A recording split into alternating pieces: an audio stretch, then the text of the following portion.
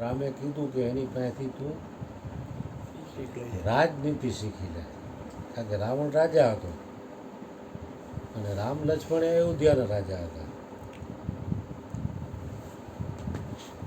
તો ભગવાને કીધું કે આ શીખવું હોય તો ચરણ પાસે રહેવું પડે, માથા પાસે બેસીને જ્ઞાન પ્રાપ્ત ન થાય, કાંઈ પણ પ્રાપ્ત ન થાય.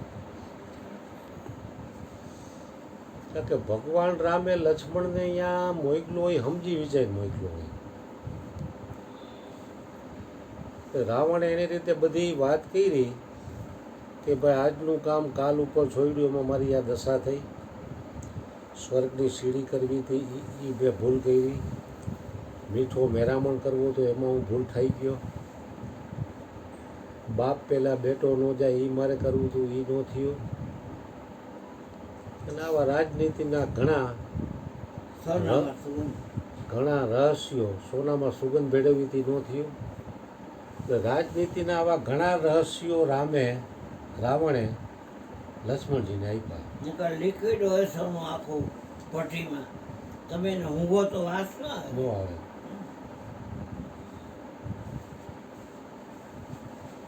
એટલે રાવણને લક્ષ્મણે પૂછ્યું કે મારા મોટા ભાઈ ભગવાન શ્રી રામ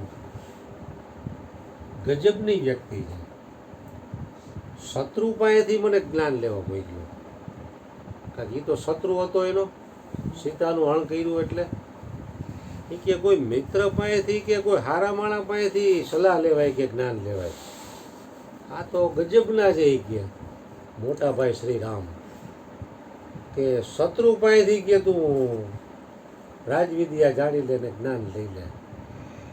તો રાવણ મરતા મરતા છે એટલે હું કે તમારા મોટા ભાઈ ભગવાન શ્રી રામની એ તો મહાનતા છે કે શત્રુમાંથી પણ સદગુણ શોધી લેવો એ એની મહાનતા છે.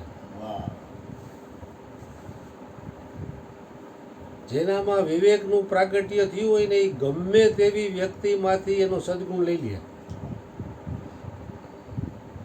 પણ વિવેક જો હૂતેલો હોય તો મહાપુરુષોમાં પણ તમને દોષ દ્રષ્ટિ થાય.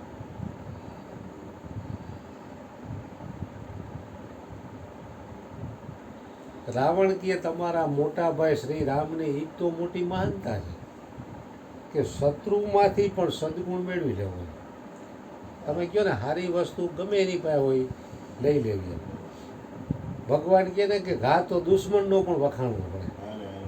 ગોળી દો બોરી તો બાપાની પૂજા કરતો એમ કે બસ એટલે તરત જ આમ આટો પૂરો ન ફરે. તો ઘા તો દુશ્મન અને એમાં બાપાથી આમ થઈ ગયું એટલે અહીંયા અટકી જાય. એમ ભાવ વાહિત થઈને ભાવાતીતના વચનો પગ ન દે કે એની આજ્ઞા પગ ન દે કે આમ આખો આટા લઈ કલાકથી ઉતારે કરવું એ નહીં. આજે આમ હજી આમ કર્યું અને આમ કર્યું ગુરુજી અટકી ગયું, આરતી થઈ ગઈ. શત્રુનો પણ સદગુણ વખાણવો પડે. વાહ ધ્યાન તમારું, વાહ ધ્યાન. એટલે રામની એ મહાનતા હતી કે એ શત્રુમાંથી પણ સદગુણ શોધી લેતા. વિવેકનું પ્રાગટ્ય થાય એટલે તમારી જ્યાં દ્રષ્ટિ પડે ને ત્યાંથી તમને કોઈ ને કોઈ સદગુણ મળે. પણ વિવેક જો હૂતેલો હોય તો મહાપુરુષોમાં પણ તમને દોષ દેખાય. કારણ કે પોતાની અંદર દોષ હોય ત્યારે સામે દોષ દેખાય. પોતામાં સદગુણ હોય તો સામે બધું બરોબર જ છે, કાંઈ ખરાબ નથી એમ.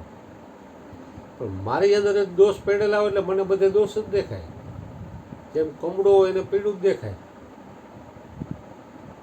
આ મોટી પૂનમમાં 4 વાગ્યામાં 3 વાગ્યામાં આવશે પહેલી પૂજા માર કરી છે. માર પહેલી પૂજા કરી, માર પહેલી પૂજા કરી છે. એટલે આપણે કઈ બે ત્યાં નથી બે મારા બેવું છે પહેલી પૂજા કઈ પહેલી પૂજા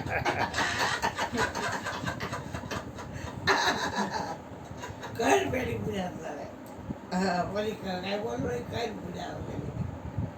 હાલો બાપુ હાલો. ભજન 4 ભજન અને પછી સુપર